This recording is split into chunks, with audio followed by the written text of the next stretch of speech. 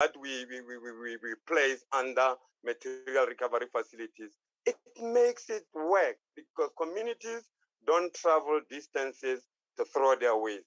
Communities don't find alternative places within communities to illegally dispose their waste. That is why we are saying if all municipalities can build material recovery facilities close to the source of waste, we look into issues where waste is mostly generated. We had some examples that we piloted with the department and the private sector. One example is where I'm based at the picture that is there. It's working for both communities. It's working for municipalities also because the distance that municipalities are traveling in terms of disposing these recyclable waste and gets recovered at the landfill, it's minimized. You'll find where we are, we found municipalities using 8 trucks for the whole community to collect waste. It's been reduced to 5 trucks since separation at source started and material recovery facility built close to the source. And it's picking up every day through community participation of drop-off centers. In our next slide, we are also saying the way waste is collected, it's not healthy. We need to move away from a single collection model where all waste is mixed and collected and sent to the landfill. We need to separate between the organics and the inorganics. If we achieved that, the organics also are valuable materials. We can have the biogas, as many have presented. We can have the fertilizers. There can be job opportunities being created also in the sector through the separation and the disposal of waste. In our next slide, we believed that if waste is separated, we will recover clean material. There will be clean sorted material, which increases the value of these materials. This system is working. Where we piloted it, we have seen the increase in terms of the value.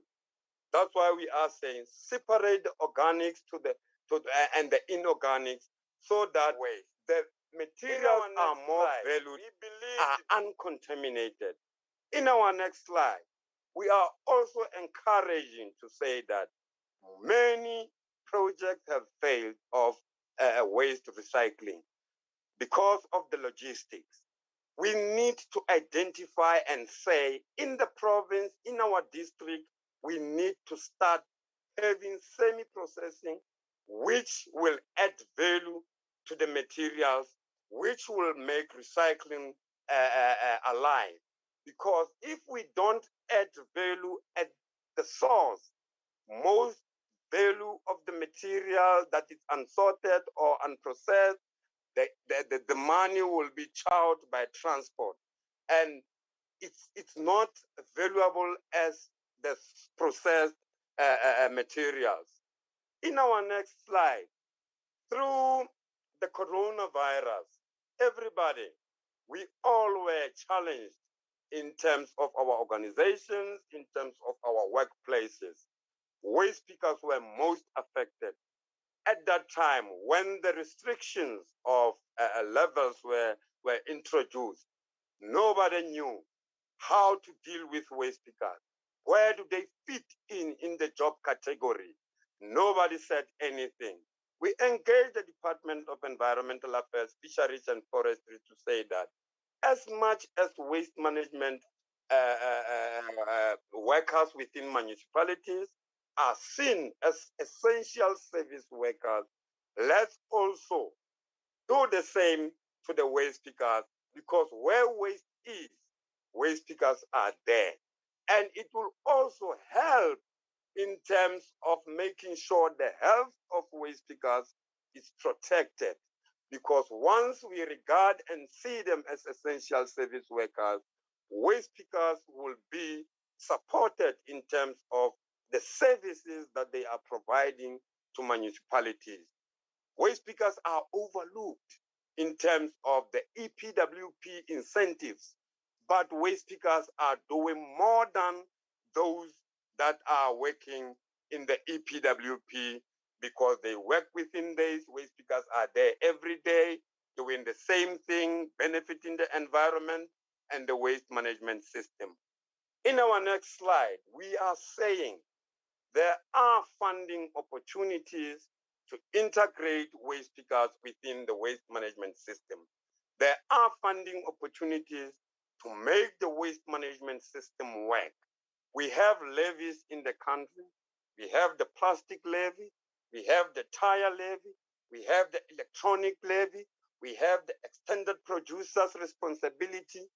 All these funds, if they can be directed to waste management and recycling, the integration of the waste pickers within waste management services, this could pave and assist the challenges in waste management. We have also environmental related funds. As an organization, we've been working under two wings of United Nations, the United Nations Environmental Program. We've been also working with the United Nations Industrial Development Organization, making sure that cooperatives of waste pickers, because of some red tapes within the country, cannot access certain funds. So through these institutions, we manage to secure funds for waste pickers, trucks, whereby it's very difficult for government to fund a truck or the private sector in South Africa to fund a cooperative of waste pickers with a truck. But through these institutions, we've seen funding, also the International Labour Organizations. We also work with donors.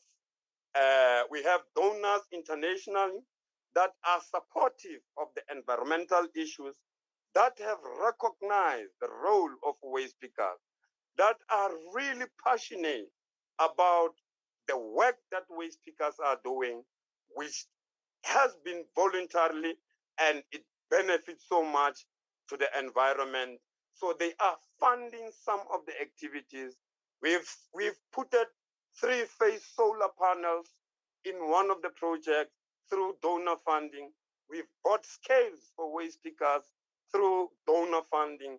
Those are some of the funding opportunities that can be used by both private sector, government, and civil society to assist the integration of waste pickers. We have so many support from different spheres of government, your COCTA, your SALGA, your GDAD. They all have supported some of the activities that we've been involved with. We know also the private sector, the Paper Recycling Association, the PETCOS, your glass recycling, they have also supported some of the initiatives through private sector initiative support. If these funds can be utilized in a rightful way, they are more than enough to support the integration of waste pickers. They are more than enough to support those rural municipalities with the challenges that they are facing with waste management. In our next slide, which is the last slide, we always say separate your waste, reduce your waste that you are consuming as consumers, reduce your waste that you are sending at the landfill as a municipality, reduce the waste that you are producing as producers. Because yes, it's not right to produce waste. We need to produce products that are being reusable, that can be recyclable. We always promote recycling. We always promote the reuse. Even the private sector and government that we engage with, we try to find alternative ways of making sure the reduction of unnecessary waste, the recycled waste gets happen, the reusable waste gets happen. That's our view as an organization. Lastly, many people are talking about waste to energy. It's which a component of waste to energy. We believe as an organization, yes, the extraction of biogas could be utilized as form of energy. But the waste to energy projects that burns that incinerate. It's really a problematic, and it's being phased out in other parts of the world, and it's being marketed now in the global south. Let's not be in the same trap that developed countries have been in the past in terms of saying it's a way to go. Yes, it produces electricity, but it comes with a heavy price that we all will pay, that the next generation will pay, and even the communities of waste pickers will suffer. Thank you. Thank you so much, Mr. Mbata. Thank you so much for the well-thought presentation that is talking to the pertinent issues around the sector. Dear colleagues, these were the two last presentations for the day. Can I see a show of hands of colleagues who want to interact with the presentation? I see Honorable Brian's hand is up. For now, that's the only hand that I can see. Honorable Singh's hand is up. That's for those are the two hands. Let's deal with that. Honorable Brian, over to you. Thank you very much, Chairperson, and thank you to both Mr. Hanekom and Mr. Mbata for those presentations. I think we certainly would agree that plastics play a major role in our economy, and they provide many very, very important products for South Africans, and creates a lot of jobs through the industry as well. So it certainly is an industry that's valued and will play a major role in our economy going forward. That said, there are obviously a number of significant concerns, particularly around the relationship between plastic and the environment, in particular plastic waste and single-use plastic waste. I saw in the presentation from Mr. Hanekom, he speaks around the low percentage of waste, in relation to agricultural and construction waste and other types of waste across the country, and that is true. But if one takes it down to a metro level, or municipal level in our cities, for instance, we have a much higher percentage of plastic that makes up the waste. I think in Cape Town it's around about 14% of the waste here is plastic. And as you say, it is visible, but it's not only visible, it is also dangerous to the environment, and I think that is a key concern for us. A lot of that finds its way into the oceans, and I know about 90% of seabirds ingest some form of plastic at some stage in their life. So I'd like to find out from the plastic industry, and Mr. Hanekom representing Plastic South Africa, what are the steps that are being taken to reduce the amount of plastic going into oceans. In terms of the chemical compounds that are being used for plastic, there's a lot of concern around a particular compound, UV328, I think it's called. Is that compound being used in the production of South African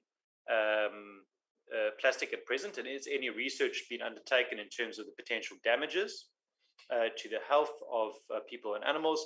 I'd also like to know from Mr. Hanekom his opinion on plastic waste importation as opposed to recycling of local plastics, whether that has an impact. And then in terms of his points around the moving away from a throwaway society, what is the plastic industry doing to advocate for a move away from single-use plastics, in particular straws, plastic cutlery, earbuds, etc.? Is there a strong advocacy from Plastic South Africa to move away from the production of those particular items and the impact that has on our coastal areas, our sea life, for instance? And then the last question for Mr. Hanekom is, has the plastic bag tax had any noticeable impact on the production of plastic bags in general? In other words, since the tax came in, are they producing fewer plastic bags on average than they were beforehand? or has that remained around about the same or increased? And then just to Mr. Mbata, thank you so much for your passion and for what you and the waste pickers are doing. I know you don't want to blame the government, but I think it's certainly important that you form good relationships with governments, in particular local governments, going forward to ensure the success of the waste picking operations. So thank you for everything that you're doing as well. Thanks, Chairperson. Thank you so much, Honorable Bryant. Honorable Singh. No, thank you very much, Chairperson. And I also want to echo the thanks to the two presenters, Mr. Hanekom and Mr. Mbata. And I think Honorable Bryant has asked the specific questions related to plastic, but from hearing those in the industry, the waste pickers and Plastic South Africa, I mean, I think we know why plastics are a problem. Well, particularly plastics that we see, and it's what we see that matters, the plastic bags and the straws, etc. And I think we know that we need to reduce, reuse and recycle. And the question is to come around the table and say, how do we do that most effectively? And when do we put programs in place that will ensure that we meet the objective of using plastics responsibly? Now, I'd just like to ask one question. What recycling initiatives does the plastic industry support? Do they support the Waste Pickers Association in any way? Mr. Hanekom did say that certain types of plastics only are brought back for recycling. What can we do to change that around? Are there any ideas, and can we not sit together with the government, the waste pickers and the industry to say, like, how do we now reduce its impact? And you know, many countries are banning single-use plastic. Kenya, India, I know in 2019, but it'll be effective from 2022. So does the industry support the ban of single-use plastic? Thank you. Thank you, Honorable Singh. Honorable Phillips, over to you. Thank you so much, Chair. I apologize for the bad quality, but we have a huge power issue here. I just want to just ask the gentleman from the Waste Pickers Association, what can we do to foster a better relationship? You know, I find that the relationship between the waste pickers and residents and the waste pickers in the municipality seems to be very hostile. Yeah, it's not a nice, easy relationship. And it would be great if we could have a way forward where we could make this a really good partnership, where we want to work together, and where the hostilities and the where the hostilities are not quite as bad as the ones that I've picked up that we have, especially, I'm just talking about Rustenburg specifically. Thanks very much.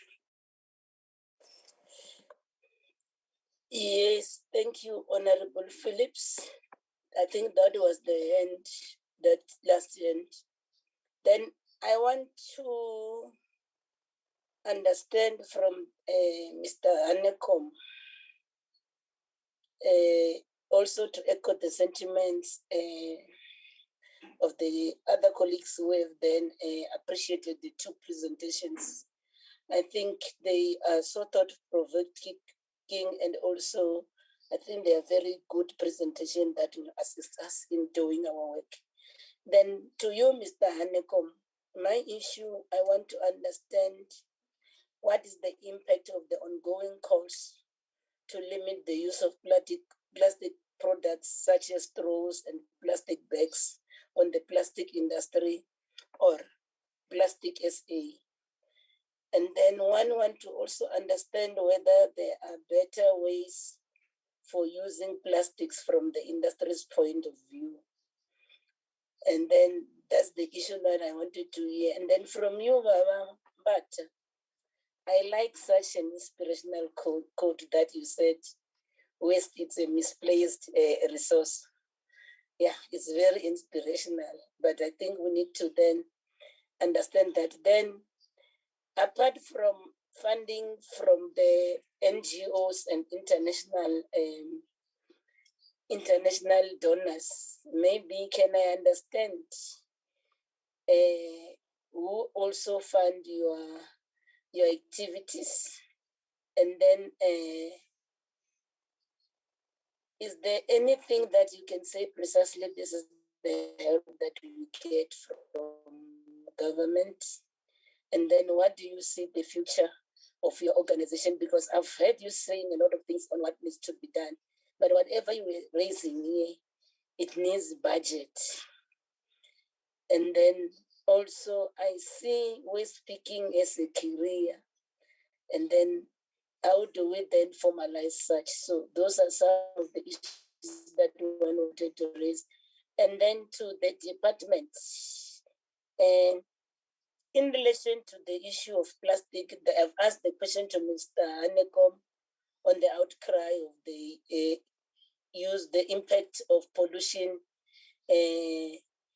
that is raised by the people on the sector and the issue to ban the plastics. Then I want to understand, are you implementing your national waste management strategy to the maximum when it comes to this issue? And then we recall that there were times wherein you initially plastics used to be for free, and then you said we need to buy plastics, and people have been buying plastic. I thought when people had to buy plastic, that will minimize the pollution by plastic, but that happened not to be the case. And then instead, that decision to say people must buy plastic, if you check the annual financial statements of these retail stores, it has just increased their buying power. They are the ones that benefited instead of the environment itself benefiting. And then around that policy on this issue of plastic, have you ever managed to ring fence the levies that come out of that in order maybe to promote recycling? And then also the lesson learned, because there are other countries that have banned plastics in litter.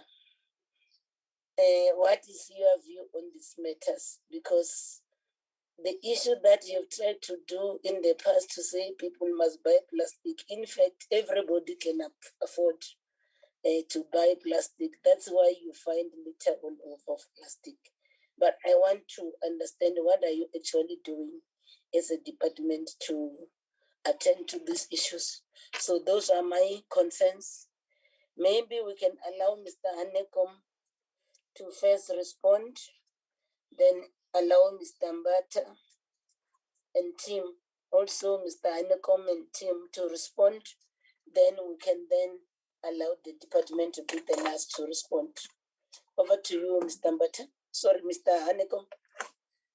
Thank you, Chair, and I'll try to respond. There's quite a lot of questions, as I do maybe miss one, please just remind me about that as well. Honourable Bryant, let me start with your questions, and maybe let me start at the last one and move back. Your question was around the plastic bag tax, or the levy that was implemented 2003. Immediately when the levy was introduced, we've closed quite a number of factories, and the consumption dropped to 25-30%.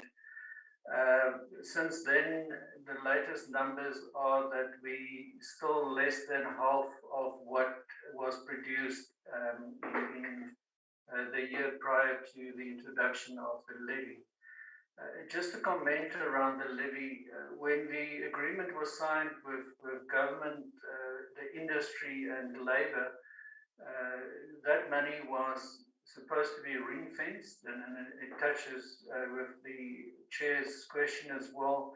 And that money was supposed to flow back into the industry to be dealt with the problem of plastic bags. And the intention there was that the things that we are talking today about, creating centers where waste can be brought to and be sorted and be sold, material recovery facilities, education awareness that money would have been used for that. That did not happen. The money is collected by SARS, it becomes a tax, and it is part of the fiscus. The question is, did it have an impact? Yes, it had an impact in the sense that we apparently probably still produced less than half of what we had before. The question around single-use plastics, it's a complex question because very often we focus on plastics as single-use, but there's so many other single-use products out there as well that equally pollute, but it comes back to the visibility of it. If I can take, for example, the issue of the straw, a couple of years back, when the discussions come up in the EU indicated some of the single-use plastics to be phased out. The straw, for example, was one of them. The immediate reaction was that we imported straws from China because that was the only product that could compete with the plastic straw price. So we had to import those straws. The simple reason was that we had no cellulose in South Africa to be able to produce a straw. And secondly, we had no local manufacturing that can produce a straw. What one also tends to forget about is the fact that to make a paper straw, it's thin layers of paper that's rolled up with glue in between. And we've seen that some of those straws, if you put it in a cold drink, it was fizzing because of the glue that was being used. And it got soggy. The issue is that even the alternative, the paper straw in South Africa is still not collected and it's still not recycled. And paper, if it lands up in a landfill, it's also not going to biodegrade or disappear. What has been done with straw specifically, we've seen the introduction by the straw manufacturers to a biodegradable product, which seems to be more acceptable. At the end of the day, our challenge, and I think Simon also mentioned that, is that we need to collect the waste. We should not let it end up in the landfill. As long as we don't collect everything, there will be waste in the environment. The other example quickly around what we do around single-use products, if I look at earbuds, for a long time on the earbud packaging, it was indicated that you can flush it. And in South Africa, for some reason, we have the tendency that if we use earbuds, that we flush it down the toilet. Now, why do we pick up earbuds on the beaches? Is that it's not because we clean our ears on the beach, but it goes through the sewage system, and it because that's not geared to catch and deal with the earbuds. It ends up in the rivers and it ends up in the ocean, which is bringing it back.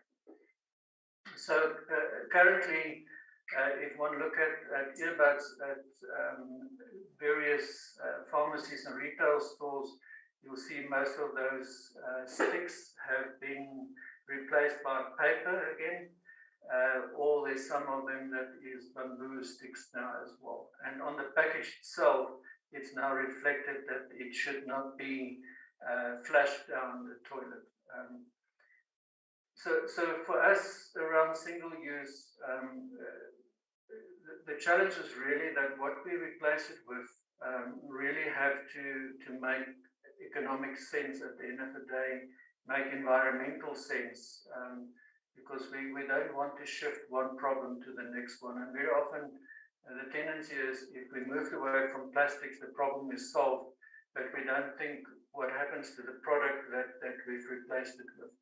And because we have a broken waste management system, because we have a lack of infrastructure that collect all waste, the likelihood is that even if it's compostable, it will not be separated, it will not be separately collected, and it will not be used or not end up in the environment because it's been recycled. The question around plastic waste import,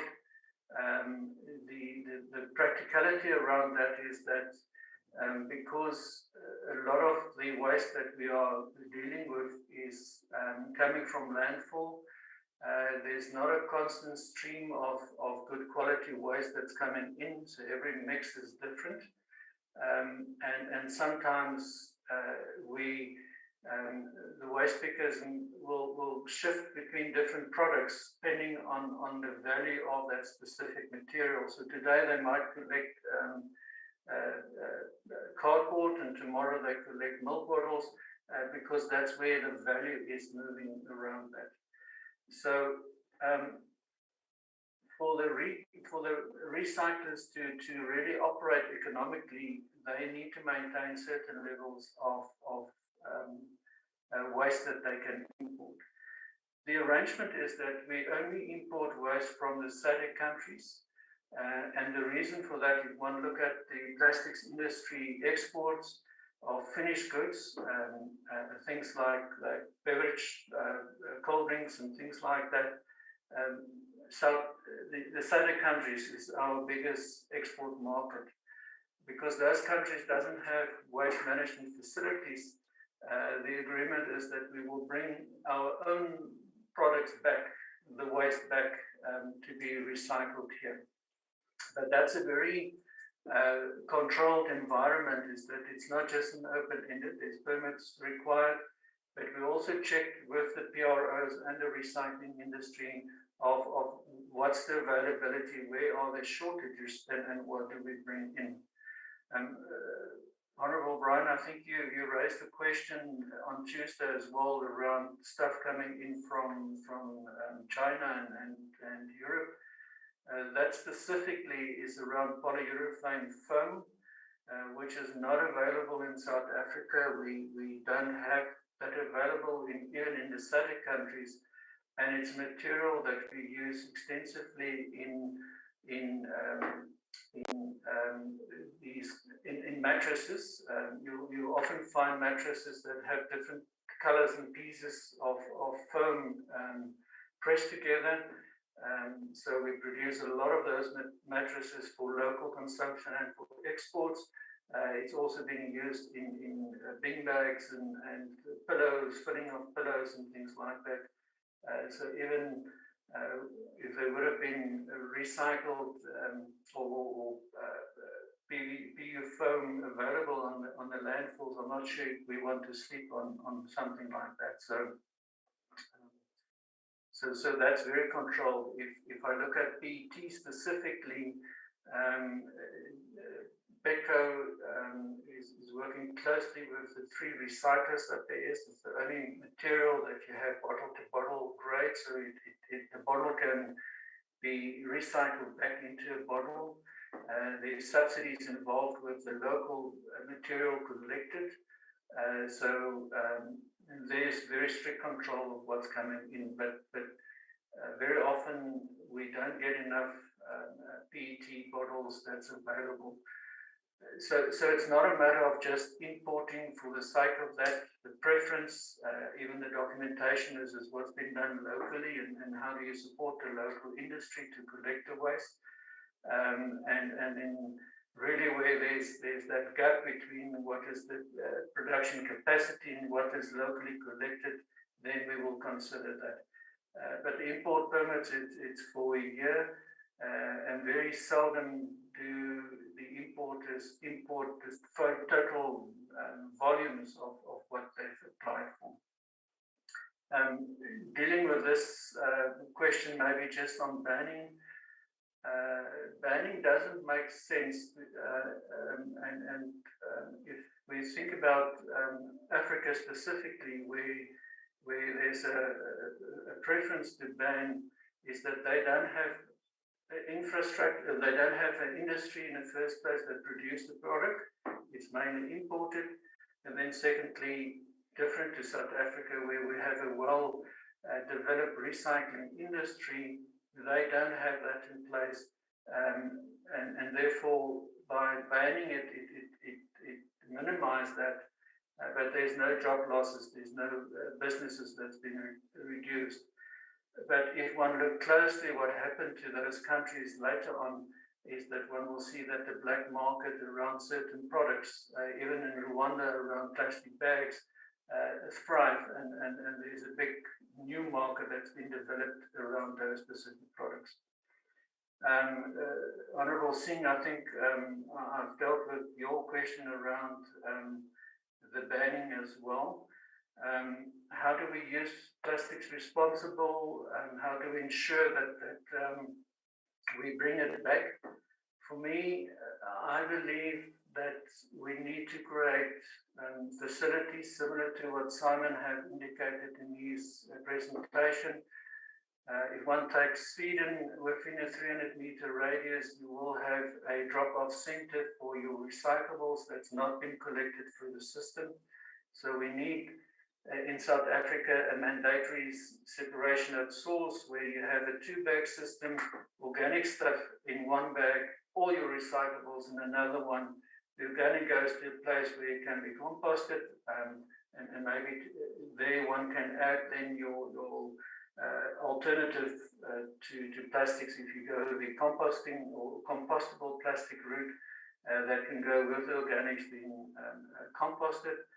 And the other bag containing glass, cans, paper, plastic will go to a central point where, and that's where the discussions around the integration of the informal sector needs to take place. It's the collection of those recyclable bags. It's the picking of the waste at these material recovery facilities, and whatever is the residual waste, what are we doing with that, and how do we process that? At the current moment, products that are recyclable, I'm taking single-use straws, for example. If a straw is in the recycling stream, it will be recycled. It's highly sought after, and it's valuable. But once it's in the environment, and you need to pick a straw to get the value of that, and you're being paid by a kilogram. A straw weighs less than 3.3 grams. You probably need to bend down a couple of thousand times to pick up straws sufficiently to earn the rand value per kilogram, and nobody's going to do that. If that's at one central place, it will be picked, it will be recycled, and for that matter, we will reduce the waste in the environment, or plastics in the environment. Plastics is lightweight, so we think if we landfill it, we solve the problem. If the wind blows, the plastic will spread all over the environment and end up in the rivers. Another area of getting plastic waste back, if one look at our river catchment areas, we do a lot of work around projects around that with river booms and things. Very often the communities living next to the rivers are informal settlements. There's no roads and no waste management truck can go in there. Often they argue that it's a risk, they're not prepared to go in there. So there's no waste management service. What happens is that the community will, because they want to live in a clean environment and in a clean house, they will take it to the river and put it on the river bank. And if the river is coming down, it will take the plastic and it will end up in the oceans, which will bring it back to the beaches. So we need to find ways that, and incentives and the education campaigns that we make sure that there are facilities where I can drop off my plastic bags or my waste. Discussion around Parliament not having a waste management system where PET bottles can go into and be used. That is a typical example. Similar, where companies live close to communities where there's no infrastructure available, maybe they should create a facility where their staff can bring their waste, where it can be sorted and it can go for recycling. Chair, I see you come online. You want to stop me, so let me just pause there. No. I was just trying to warn you that you must remember, mindful of the time, but I think if you need to finish whatever you want to finish. Chair, let me finish there. I think I've answered most of the questions, but let me pause and hear if there's something else. Yeah, also to say this is not the first and the last engagement.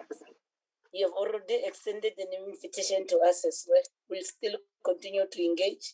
So is there some of your colleagues, does one of them want to add, or there's something that Mr. Anekom didn't cover? Sorry, Chair, just from my side, it was just the that query around that chemical UB328. Honourable Brian, I will come back to you rather in a written format.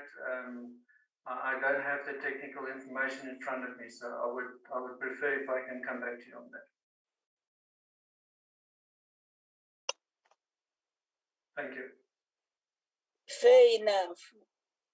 Then, from your colleagues, Mr. Anekom, there's no one who want to add anything? Before I move to Mr. Mbata? Chair, I don't see any of them putting their hands up, so you can move to Mr. Mbata. Mr. Mbata, over to you. Thank you, Honorable Chairperson. Firstly, let me answer the question from Honorable Phillips in terms of what can be done to work with waste pickers or to engage with waste pickers. Many people know that waste pickers come a long way in terms of policy. Policy couldn't allow waste pickers to be on the landfill or on the streets. Waste pickers have been victimized, called names, and all that. These are some of the things that normally affect the mindset of waste pickers. But when engaging waste pickers, we always say, let it not be on a charity basis. It has to be in a level of recognition to say, yes, we recognize the role that waste pickers are doing. We recognize what you're doing for the environment as waste pickers. If recognition takes a center stage, then there's a way to work with waste pickers. In many communities, recognition is not only engaging waste pickers, it's also even communities engaging amongst themselves without waste pickers about waste pickers issues. Because even some of our community members, they are not aware about the role that waste pickers play within waste management and the environment. So it's a situation where we need each other, even if in terms of our IDP, in most municipalities, we are the ones engaging in terms of IDP, but nobody says anything about waste management, zero waste program. We prioritize challenges like housing, water, and all the others, but waste is not prioritized in our IDP. If we can also involve issues of waste, involve waste pickers in our IDP, involve waste pickers in the meetings that tackles waste issues, because sometimes the challenge is waste pickers are left out when engagement of waste are being done. Then they will be called to the party, things will be imposed, then waste pickers will pull back because so many things have happened in the waste pickers sector. As I said, there's business side. Some waste pickers fear that people come closer to them to take advantage about the economic opportunities that they have in their hands. To the question of the chairperson in terms of who also funds SAUPA, SAUPA is a donor-funded organization presently. We've been solely funded by donors and foundations. In terms of government, directly to an organization, there hasn't been a fund, but we work with established membership organizations in SAUPA, where we have engaged different levels of government, and some of our initiatives and projects have been supported by different spheres of government, even the private sector also. But in terms of the organization, we've been also calling to say that there's a lot of red tape, and we were relieved when the president talked about the relief in terms of the red tape, because organizationally, to acquire support from government and private sector, it's been a mountain. And we've been calling and saying part of the levies money can be put aside to support those that are involved with the advancement, those that are involved with the integration of waste pickers. Really, it took us the past 12 years working on donor funding and foundations. So it's been very difficult at some government meetings whereby we are called to participate. The Department of Environmental Affairs has been playing a role in terms of the logistics, but that's where it ends. But as an organization that raises awareness to communities, that raises awareness to municipalities, even also to the waste pickers themselves, we need sometimes some sort of form of funding. And I'll be happy if from the to receive this question from the chair. And if chair, I'll be happy if there could be a recommendation from this portfolio committee to say, what are you doing to support organizations like SAUPA, and how best funds like the levies can be utilized to support such organizations? It's not healthy to be supported by international donors while we're doing activities, working with our private sector, working with government, not as opposition, but trying to find a common goal, trying to assist the sector, trying to assist also waste management at large. Thank you.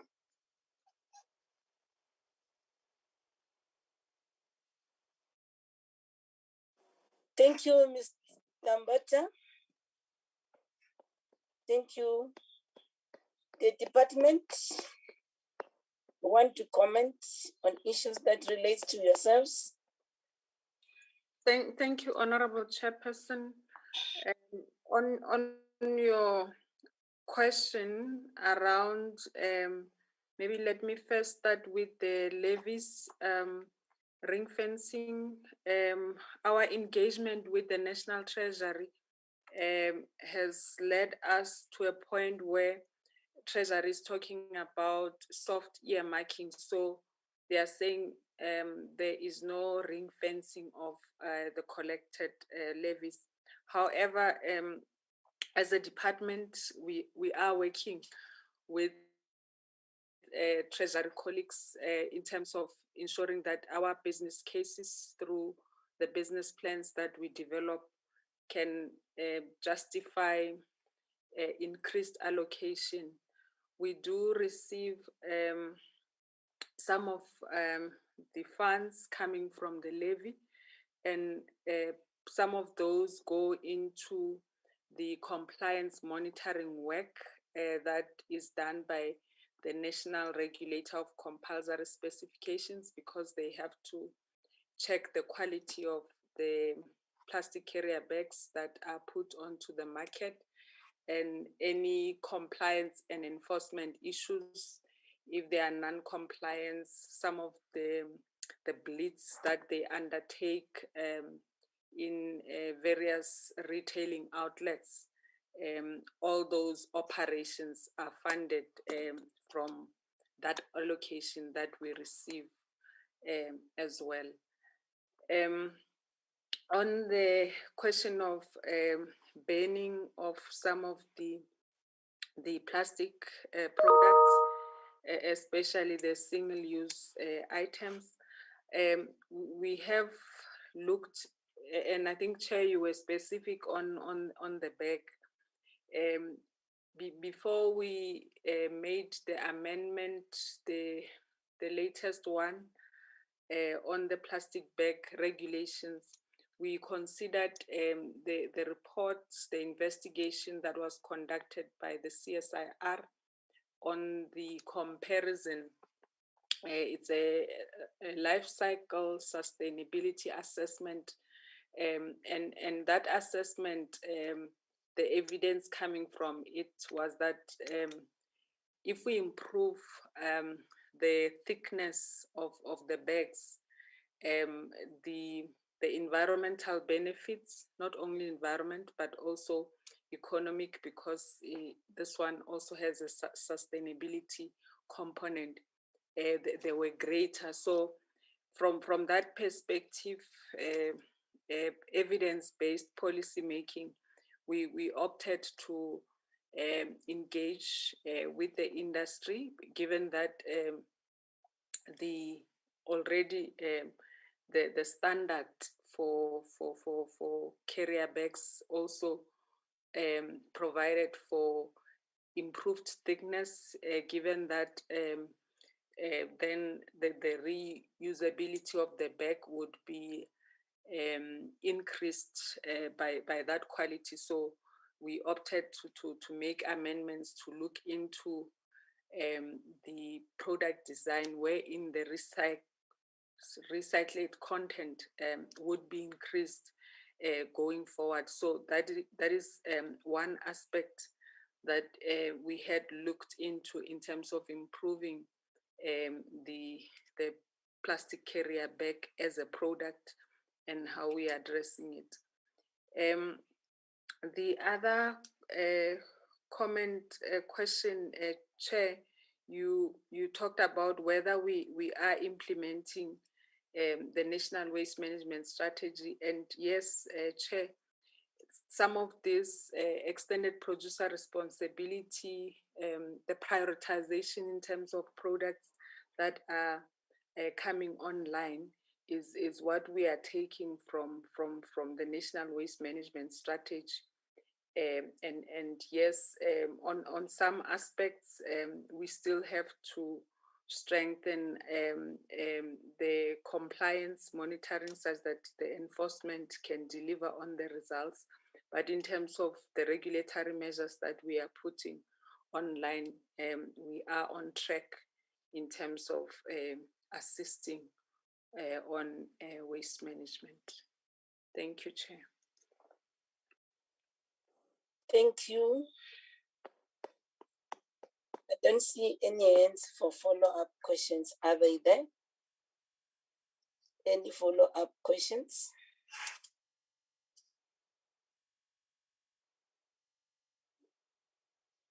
Seemingly none. But these are ongoing matters that we are going to continue to pursue.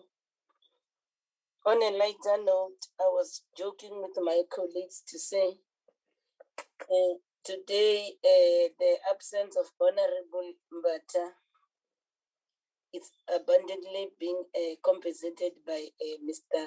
Mbata's passion for waste, and he had kept all of us awake. Having said that, let's move to the next item on the agenda. It's a committee business now. We can excuse all our visitors, except the department. And then let me then thank all of you, especially you, Mr. Hanekom and team, and Mr. Mbata, and the colleague. You have been with us throughout the day. And any other person who was our guest, we want to thank you. Then we are going to continue to engage on this. In fact, there are various streams as we're looking to this, and then I think we need to break them down and continue to engage on them. We have accepted 2 invitations for those that came from Plastic SA. I think also the City of Cape Town has invited us. Alderman Tricks say you must come and see. So we'll continue to engage. I think at the same time, this was quite an informative session starting from Tuesday to thank also the department and the team and Salga in absentia. I should think this assists us a great deal to do oversight. So there are a lot of areas because where I'm seated, I'm still interested on, and I think that's the view of the colleagues also to say, we have listened to the metros, but based on the report that the department has presented and Salga has presented, much still needs to be done in the provinces, especially in those rural municipalities and all municipalities that are not metro in particular. Like what Honorable Singh has said, what we see is the utter despair that you referred to. Storage is running all over, rubbish all over our cities. The country is flippy, and then we need to provide solution. Then there are these so-called environmental health practitioners in the municipalities. And then in terms of the municipal health, in particular on matters that relate to environment, we just dealt with waste management today. There's still water quality. There's still environmental pollution control, just to mention the few. There's still a lot of surveillance and prevention, and then a lot of other related also municipal health activities that fall within the ambit of the environment. So these are the matters that we're still going to engage. I think out of this, the research team and the content advisor, including the members, they are going to assist us develop a clear program of action that will also together help us fight these waste issues and pollution issues in the country. So the department, there are things that we ask you to submit to us. We hope you are going to do that. Mr. Hanekom, you also promised to submit something to us in writing. We hope you are going to do that. And then we look forward to engaging with you further in due course. Yes, that's the issue. I'm still wanting to see all those prosecutions that the Department of Health then have referred to and see the other provinces following suit, wherein people are found wanting of trespassing environmental laws, and then they are brought to book. I think in future we'll have to then call also the NPA and the Hawks, all the law enforcement agencies to come and brief us on their successes, on the prosecution rate. Because somebody said this, I think is the COO of Johannesburg, to say when you see Rwanda being clean, it's because Rwandans, they comply with the law. So why can't South Africans also do the same? But that's the matter that we need to probe further. And then with these few words, Sawupa, Plastic SA, members of the metros that if they're here, and then the colleagues from the province, you can excuse us, and then we remain with the colleagues from the department to deal with the others. Or did I miss something? I thought DFEE, as and when I said respond, you still want to reflect on the way forward. Yes. What are you saying? I missed the critical part. That's why work Danekom are not leaving. Did you?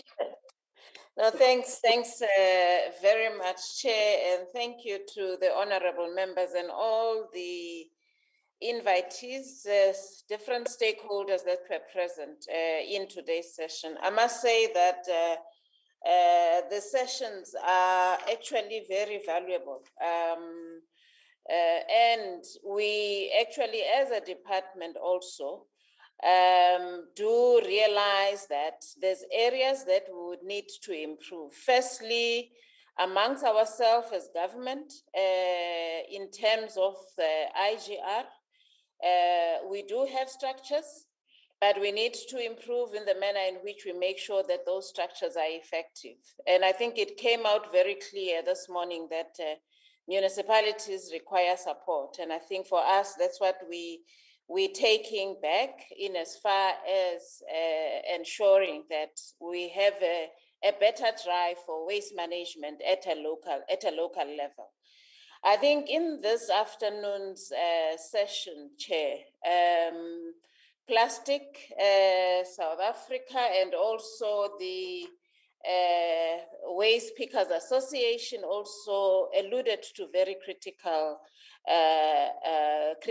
issues that really needs to be addressed.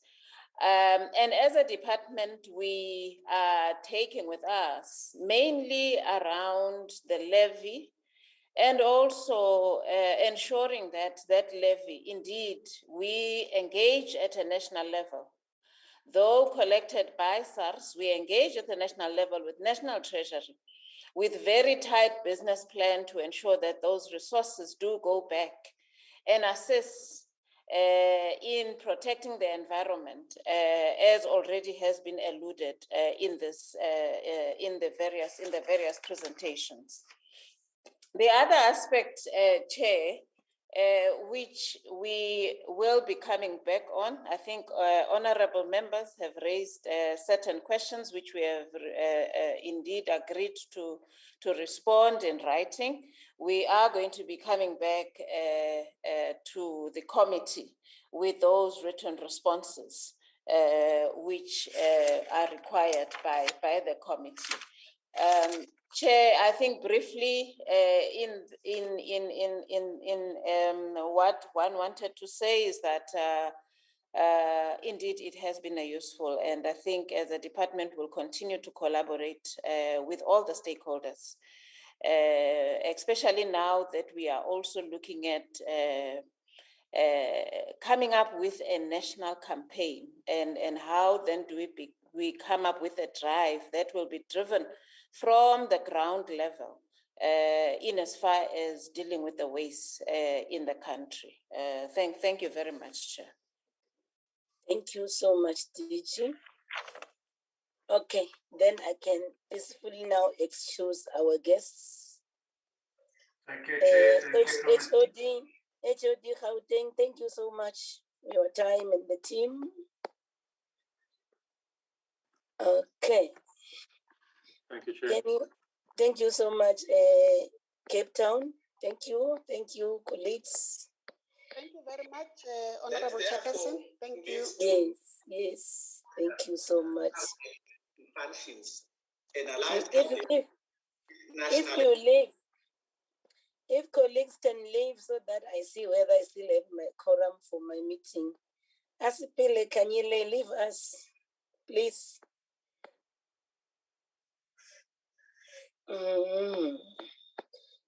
Mr. Keith Roman, leave us, please.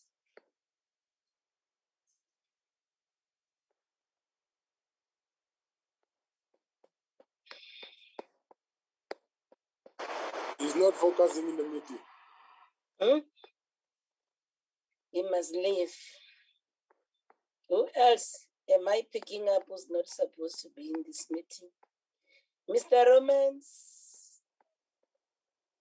seem not to be here. Welcome, Honorable Kachong. You've been here for quite some time, but let's proceed. So I'm confirming the numbers before we consider the reports and the minutes. Honorable Weber, present. Honorable Phillips, present. Honorable Bryant, present. Honorable Mudise, present. Honorable Singh, present. Honorable Gancho present. Whom did I miss? We're all here. Okay. The minutes of the 8th of February are on the screen. We consider the committee first term program, and thanks, Honorable Singh, for your advice on the matters. Hence, we applied for permission to meet today, and it was granted. Then there was an issue that those were the agenda items that we dealt with: the Smangaliso Wetland Park, the shooting incident, and then the other issue was on what? On the UPL briefing. Then it was a follow-up briefing on the UPL. And then we also got, that's the issue. Then can we see our resolutions and recommendations? Let's start on the attendees, because normally we miss it. You find that somebody was not there. Present. Who's Kappa? Can we write the colleagues? Honorable Lance Kappa Chair was in the meeting that day. Okay. He's an alternate, but he normally attends agriculture, which sits on a Tuesday. Okay. So everybody was there? Yes, Chair. Okay. Then that's you. Is the things that we want to correct before we go to resolutions, colleagues, on the weightings? Let's correct that. One is opening consideration of the committee first program.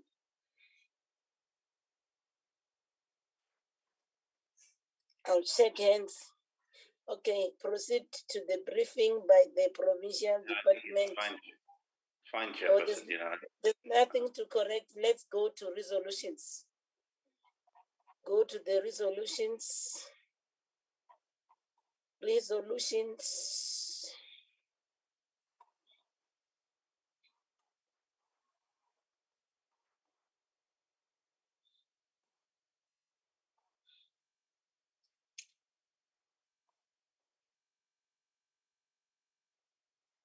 On the shooting incident, okay. Those are the resolutions on the shooting incident, that the briefing on the accelerated development programs in St. Lucia be received from affected government departments. It's a matter we're going to follow up. It's Mangaliso to provide details of the proposed community park, including funding, operations, security, and community involvement. Esomvelo to provide a document on the comparison of their challenges in Mangaliso Park versus Folozi Park. Esomvelo to submit a report on how many poachers were shot dead in the past 5 years. And 5 years in, and I think the in thing must go out. It will read, Esomvelo should submit a report on how many poachers were shot in the past 5 years, and how many were wounded, and how many were arrested and successfully prosecuted. Yes. Within 7 days. Esomvelo to provide details of the community park, funding model, ownership structure, and whom will funds be divided amongst communities. The department to submit a database of all registered small-scale fishing rights in the Nibela area. Nibela is NI, not Nebela. Nibela, NI. Yes, area. The finalization of the modular shooting case be prioritized in order for the family to find closure.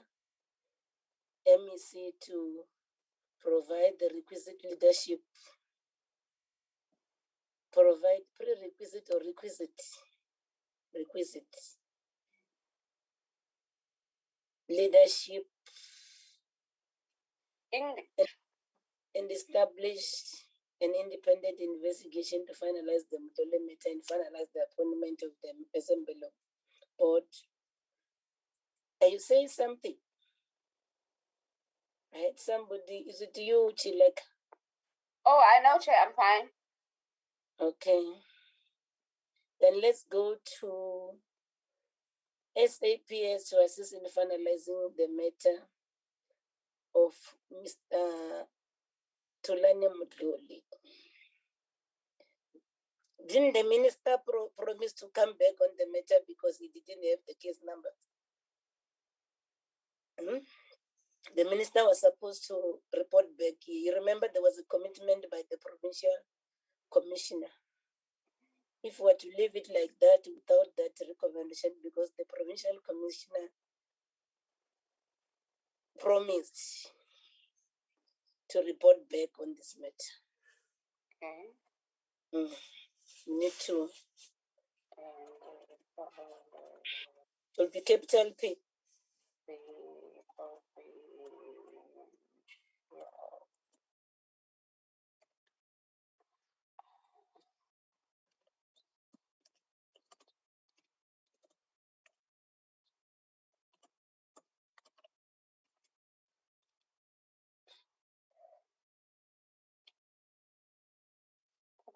Commissioner.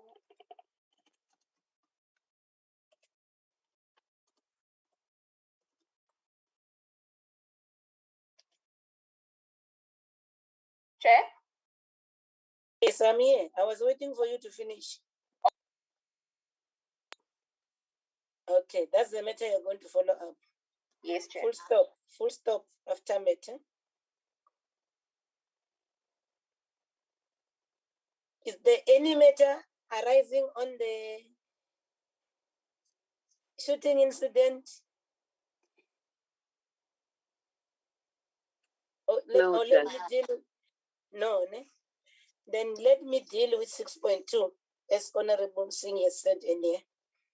The minister was requested to request the experts, the panel to come up with the short-term and immediate solution to address the public plight of the St. Lucia stakeholders while the final report is being finalized, and the minister and his management should submit responses intervention within 7 days on possible solution to prevent further loss of jobs, lives, and assets amongst the affected stakeholders while awaiting for the panel recommendation. Honorable Singh. Yeah, I think, Chairperson, thank you for that. We will have to approve these minutes, but I think the second part should have also requested that we said that the mouth should be opened. And we wanted it to know in 7 days why that was that not going to be possible. So instead of just saying that we wanted a possible solution to prevent further loss of jobs, etc., which is quite generic, we wanted responses and intervention within 7 days on the opening of the mouth and reasons, why they could not be opened to prevent further loss of jobs, etc. I think the emphasis was on the opening of the estuary. And from what I hear, there's a lot of dilly-dallying, but I think if we amend the minutes, correct it, approve the minutes, and then we must ask the department to respond on whether what have they done in the last the 7 or more days. Okay. Is the 7-day period lapsed? When was the last meeting? The 8th of February. Okay. Honorable Phillips. Thank you, Chair. If you'll forgive me not to put my video on. I think it's also very important to note that it's not just the opening of the mouth, but it's the maintaining of the river so that we can get rid of the silt buildup and the reeds so that the water can actually flow into the sea. Because as we saw when they opened it in January last year, if you open it but you don't maintain the river, there's no water to flow out and it doesn't stay open. So I think that that was a very important part, was actually maintaining to do the maintenance on the river so that it could flow freely. Thank you. Yeah, Honorable Fruits is right. And if I can remember, we spoke about cleaning of the drains, because all that was going to have a positive impact on preventing the backflow. So I think we'll have to amend that resolution. Okay. That was the issue, because the issue of the maintenance, some of us who went there are reasons that they were supposed to have removed. That's why the water is back flowing. The river is not also getting into the ocean through to the sea, because the water is not able to flow naturally. Okay, are you able to capture that?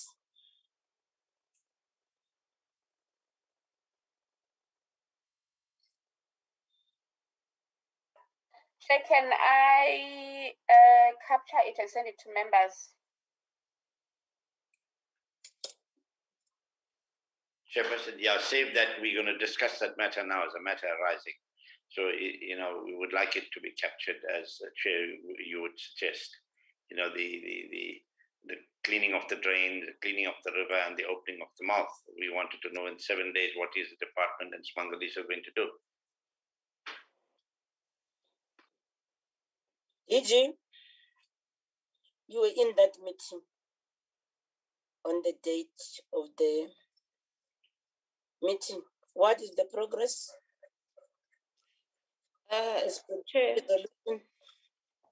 Chair, I think we will have to come back to the committee. But what I know is that the minister would have engaged with the panel, and the panel did indicate that they are working towards finalization, and they would have liked that they request that they be allowed to conclude and give minister a comprehensive report, which then should be I think is due end of March.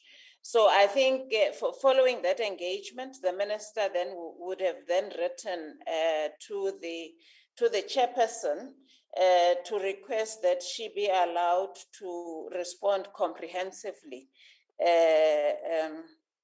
given that this matter cannot necessarily be dealt with within the short space of time. But I think the rest of the other matters that the members are highlighting, Chair, possibly we did not capture them appropriately. I think in as far as the cleaning of the river and other aspects, it's an area which I can commit to engage with the Isimbangaliso and come back to the committee by the next week, Chair. Thank you.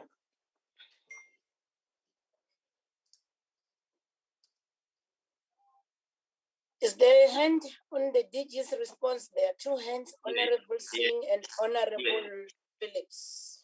Yeah, yes, Honorable Chair. Chair, with respect to the Director General, I think, we as a committee appreciated the urgency of a resolution of this matter, even if it was a short-term resolution to ameliorate the plight of those people, 5 or 6 groups that we listened to. And from the response of the DG, it would seem nothing has happened, no action is being taken. And I know we disagreed very strongly with the fact that, one will have to wait until the end of March, because this required urgent intervention. And I don't think we can wait another 7 days. We need to know at least by Monday what is happening, because this is a resolution of this committee, that we wanted something to be done for the cleaning, and they should have already started that work. In fact, what I'm hearing is that certain officials of Ismangaliso are trying to persuade some of the small-scale farmers through trying to do whatever they can with them to ask them to accept what Ismangaliso is doing, and that is certainly not acceptable. A name of a Mr. Shangwana has come up. And then we won't allow, an entity to go behind the back of the committee and try and talk to certain small-scale farmers there and, persuade them of the position that they are taking. It's just not acceptable. I mean, we had a long discussion on this matter, and that's why the chair, with your permission, I raised it this morning as a matter in passing, hoping that we give them the whole day, DG, through your chair, to come back to us and tell us what is being done. We cannot wait until the end of March. Thank you. Then the 7-day on possible solution to further prevent loss of lives. And then the specifics are the ones that you have indicated, because even when the resolution was captured as it is, it still talked to those issues. So, DG, the hand of Honorable Phillips is up again. Thank you so much, Chair. Yes, I'd actually just like to second what Honourable Singh has just said. It appears as if the officials in Isimangaliso are just trying to put us in file number 13, but it's not actually the portfolio committee they're putting in file number 13. It's actually the lives and livelihoods of the people around them.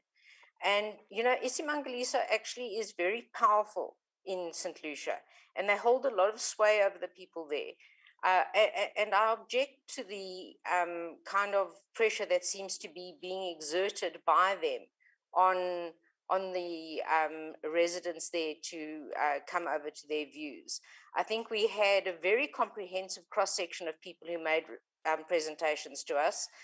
We also engaged with a lot of people in January when we were there.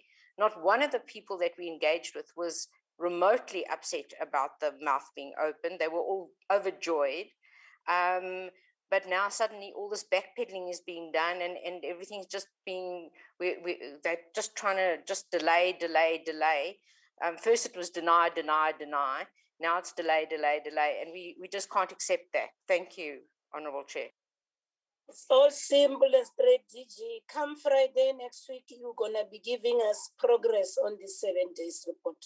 I think we're giving you enough time. Honorable Singh has proposed, maybe Tuesday, because we're meeting on Tuesday. How about that, Honorable Singh? Yeah, no, Tuesday would be fine. And I don't think our committee should be treated with contempt in the manner that it has been treated, because this is a committee resolution. And Chairperson, just by the way, I was watching a program at midnight a couple of nights ago, and I watched something on the Angolan coast and an estuary and a sea. And, they were showing how rich and diverse the fish life is there with an open estuary. And that said to me, I said, something is wrong here in St. Lucia. And we should be saying to them in an injunction, we gave you 7 days to tell us why it should not be opened and the drains cleaned. Now you're not coming back to that, to us with that answer. Let's give you until Tuesday to come back. And I accept your ruling, Chairperson. Thank you. Because the reality, there are things that can be done that doesn't need the panel. That will help the water flow. That will help then save the livelihoods of the communities there, because hippos are coming out time and again, crocodiles out. There are farmers who are black people who are working there that are exposed to this risk and danger. So basically that's it, because there are things that they could do.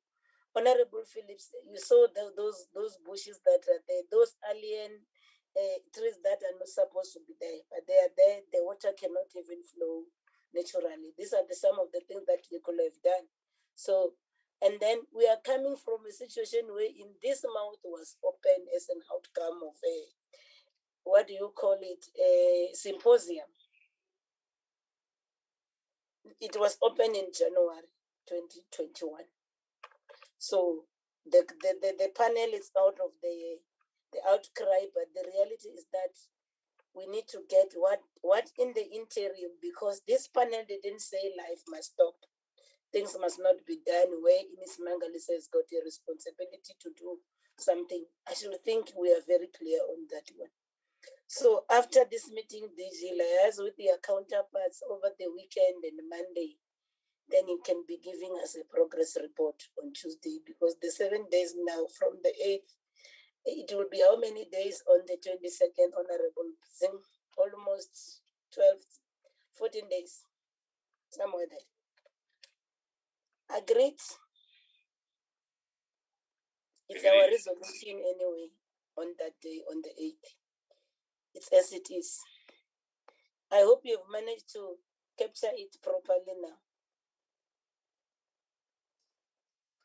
Yes, yes, Chair, we have, and we will liaise with Secretariat to make sure after this meeting. Thank you. Okay, there shall be a report on what has been done since our meeting on the 8th. If it was stakeholder engagement or what action is Mangaliso put in place, or we just spoke, then people left, and then nothing has happened, we'd like to know that. Okay. The UPL, did we get the responses from the Department of Health? No, Chair. No, so Chair. you need to follow it up. Also by Tuesday, we must be getting those responses. No? Okay, Chair. Can we then get a mover and a seconder with those amendments and correction to the minutes? I will move that we accept them with the corrections. Thank you, Chair. A seconder for that, Honorable Phillips have moved. A seconder. Seconded, Chair Ganjo. Honorable Ganjo, we are so sorry about your unfortunate situation that you came across this morning. But thank you, Chair. It has spoiled my day. Thank you. If I were you, I wouldn't have make it to the meeting. We appreciate it. Thank you. Then can we move to the next set of minutes or report? Honorable Singh? Yeah, Chairperson, I was just wondering whether or not in the negotiations, Director General, you cannot talk to the farmers and others, whether they are prepared to assist with cleaning of the drain. I'm just putting this outside of the minutes, because you have to come with a partnership there. And perhaps the small scale farmers and others say, we will assist you to clean that drain. But so use that option as well. Thank you.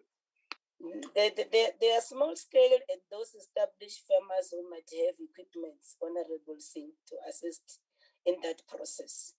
So that's what we're saying, because what matters a great deal, those small scale ones, majority of them, they are land restitution beneficiaries. So they don't have the financial muscles. That's why we're saying rescue them as well. Even those that are well established, they are losing profits and all those kind of things. And with this COVID-19, it's a problem. Okay, then the next minute. Sorry, Chair. Yes. Chair, I didn't see that the piece about the drains being cleaned and the river being cleared was actually added to the minutes. Can we just go back and check that it was added, please? Take us back to the minutes. She just summarized it on the 7 days, but the specifics, I think that's what you need to do. Yeah, I think we need the specific there, please, Chair. It's very important. Chileka, go back.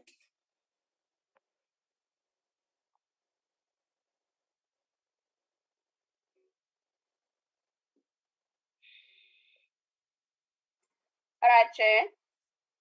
Yes, where are you? Go back to where the addendum on the addendum that we have approved. Where is that one? Did I delete it? Oh, deleted it now.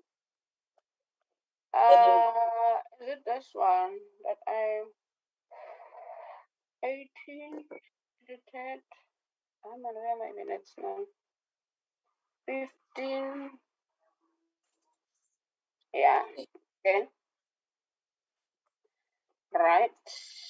Show us the document and stop talking alone, please. Oh, my microphone is. You were showing us.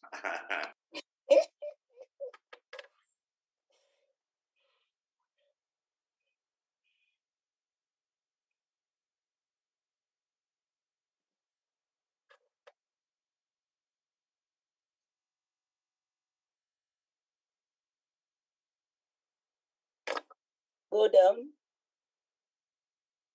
Where's the up a bit? Did you delete it? I have two versions, so I closed that one, Chair. This is not what we want. Yeah, no, this is not the edited version. Where's the edited version? The one that I just did now.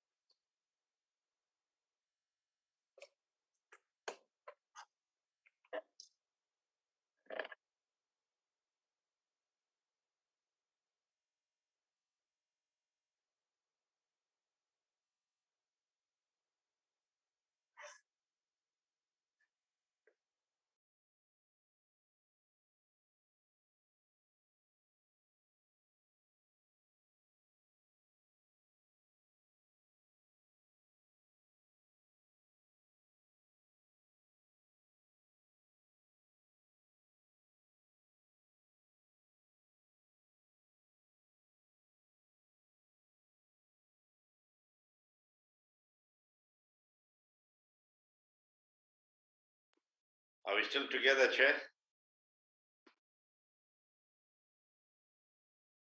Terrible thing, but I said she like and I was taking the whole time. And she's quiet.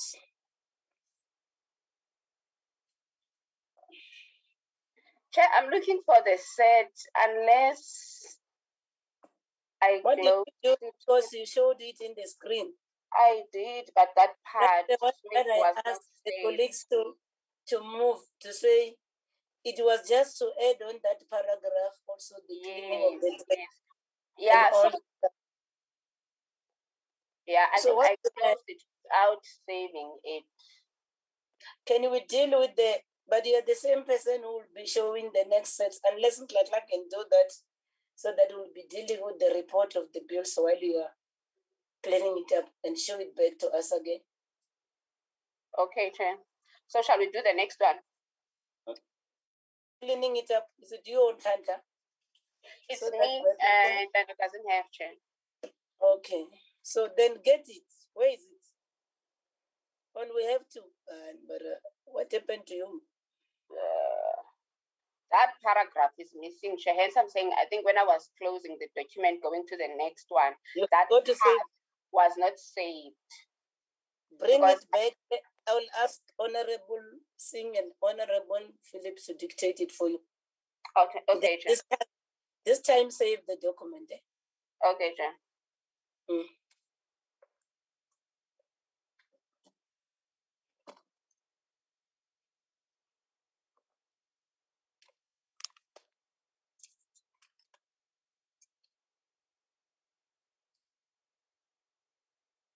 It's just to refine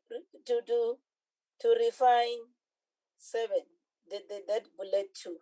That the minister, yeah. Honorable Singh, help us. Honorable Phillips, do you want to go? The minister and Mr. Mangaliso to ensure that the cleaning of drains, the opening of the estuary take place within the 7-day period, which has now expired, and report to us on Tuesday on progress made thereon. Honorable Phillips? If we can just have the river and the drains of salt and reed. My brain is tired now. Mine is too. But yeah, we're cleaning of the river and the drains. Where's Dr. Watts? Where's Dr. Watts? Of the accumulated his brain is tired. Drains of the accumulated salt. Drains of the accumulated salt. The salt, yeah, accumulated salt and reeds to enable, to enable the river to flow freely. and the backed up flood water to drain. I don't know, Honorable Singh, if you'd like to add something to that? And the back flooding water, back flooding water.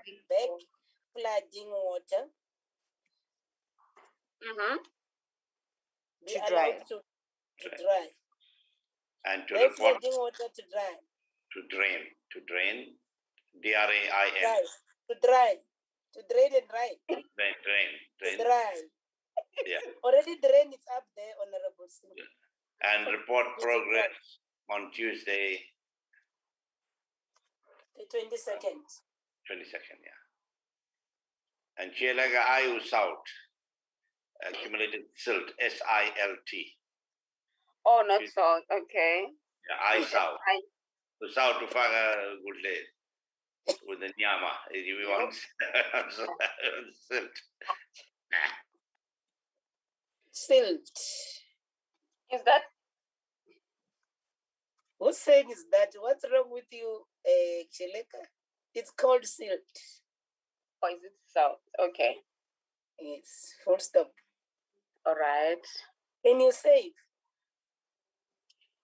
Let me save change. Yeah, I didn't save it. Desktop.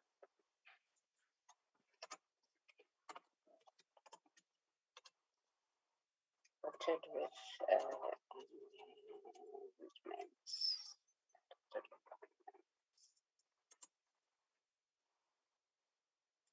got it, Chair? Got it there. Sorted. Yeah. It has been moved and seconded. Let's go to the next one. Okay.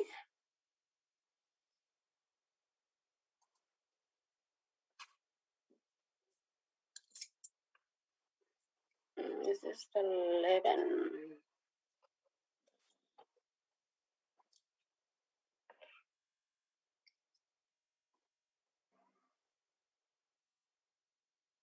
Is the environmental, yes, let's check the attendees. The attendees. Okay. Okay.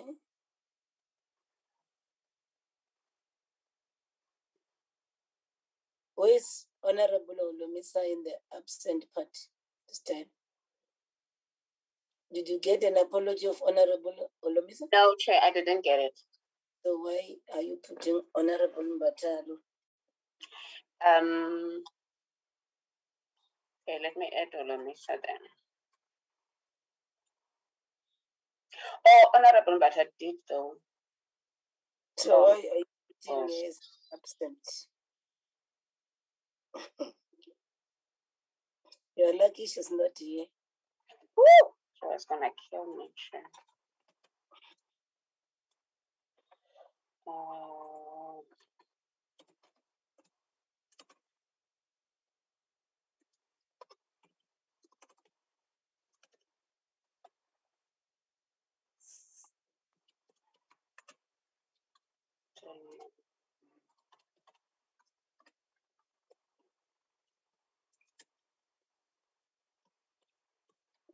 And correct Miss Mata up there. If she came late, you will indicate she joined late. Okay, sure. Take her up and note a mark up there that she joined late. Okay, sure.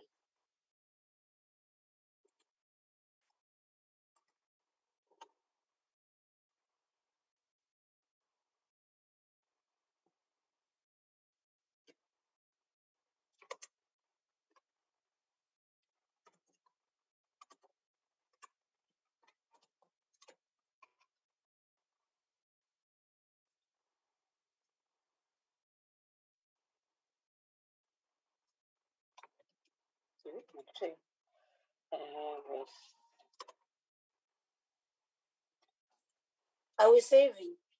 Not yet done. Saving now, Chair. I'm saving. You'll save time again. Okay. Let's move down to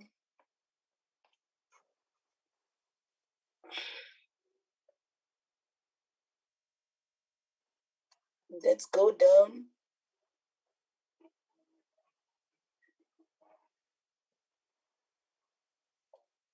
down. Discussions. Responses.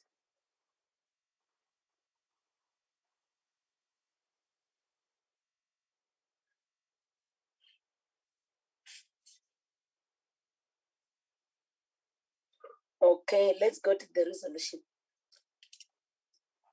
It's late now. If there are issues that colleagues don't see captured, they can raise them. What is the decision? Is the two bills, ne? Yes. To schedule a meeting and that we're going to adopt after the set. In going forward, committee strengthen its oversight activities such as mining that could have a negative bearing on the environment and not only rely on pieces of legislation. Pieces, ne? It's not on a piece. Rely on pieces of legislation. That's what I should have asked you to. Not on a piece, just remove A and put pieces. Yes, the committee should have a discussion amongst members to look into issues around legislation and encourage members to initiate such. Okay. Committee to initiate. Not initiative. Initiate. Thank you, Honorable Singh, for that. The committee to consult the parliamentary legal service on the taking of the National Field and Forest Fire amended bit in the light that the comments that transpired from the meeting before the bill was published for the comment. It's not on the, it should be not, this one is not on the next, on the Field and Forest Fire, not the amendment bill. This recommendation must follow. Oh. Yeah, you mixed it. Take it out completely. Yeah. Chair, I thought there that, after your input and discussions, one issue was the tagging and the other was that the legal advisor of the department was not quite sure about even the contents of the bill and amending. It's on the one that they were taking for advertisement, not on this two. That's why I'm saying. Yeah, not on the amendment. The minutes, did you include the amendment? Like what was happening on you? It's not the amendment, it's the bill itself, the one that we consider, the one that you are going to advertise. Okay, so the one that I'm going to advertise is the Felt and Forest Fire Chair. It's this one. Yes. Okay, sure. The tagging issue, because we raised the issue of the provinces. Yes. Okay, it's fine.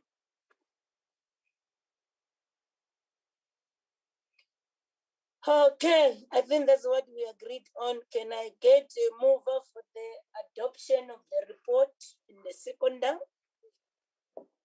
I move, Chair. Honorable Singh is moved. Can I get a second down? I will second, Chair. Honorable Phillips has seconded. Thank you, colleagues. Doesn't it bring us to the end of the meeting? Not yet, Chair. The reports on the two bills that are going to the NA. Oh, the ones that are going to the NA now. Yes, Chair.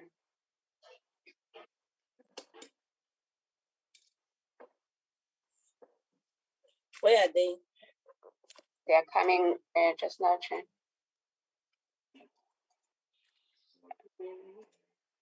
You don't want us to leave here before 7, eh? Oh. No, Chair. Sure. Almost there. It's coming. There we go. Okay. The first report. A report of the Portfolio Committee on Environment, Forestry and Fisheries on the National Environment Management Laws Amendment Bill, dated 18 February 2022.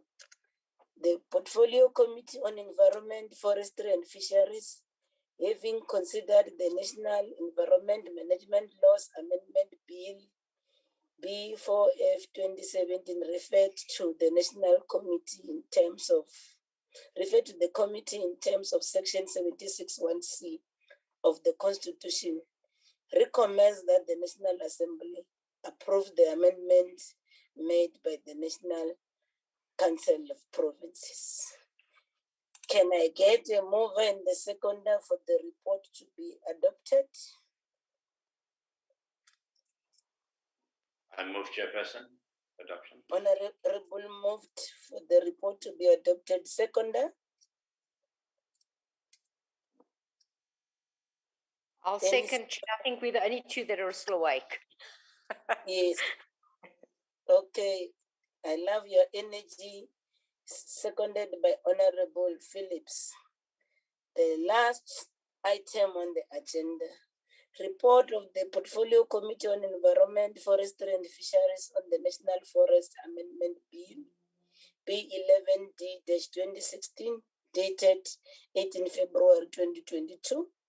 The Portfolio Committee on Environment, Forestry and Fisheries, having considered the National Forest Amendment Bill, B11D-2016, referred to the committee in terms of Section 76(1)(c) of the Constitution, recommends that the National Assembly approves the amendments made by the National Council of Provinces. Can I get a mover for the report to be adopted? Honorable Gancho is moving that the report be adopted. Can I get a seconder? I second, Chairperson. Honorable Brian is still awake as well. He is seconded. I like the enthusiasm because it's the last item. Then we're done, Chileka, for the day. Am I wrong? Yes, Chair, we are done. You are 100% right. I want to thank all of you colleagues. It's rare to find a full house on a Friday evening. Really, your commitment, it strikes me time and again. I want to appreciate you, Honorable Singh, Honorable Bryant, Honorable Phillips, Honorable Weber, Honorable Ganjo, Honorable Mudise. Whom did I miss? All of you, dear colleagues. Enjoy the rest of your weekend. Thank you, Chair. Good night, everybody. Thank you, Chair. Thank you, members. My birthday tomorrow. Good night. Happy birthday, Chair, for tomorrow. Oh, happy birthday, Happy Chair, birthday, in advance. It's in advance. Thank you. Good night. Enjoy your weekend. Enjoy your weekend.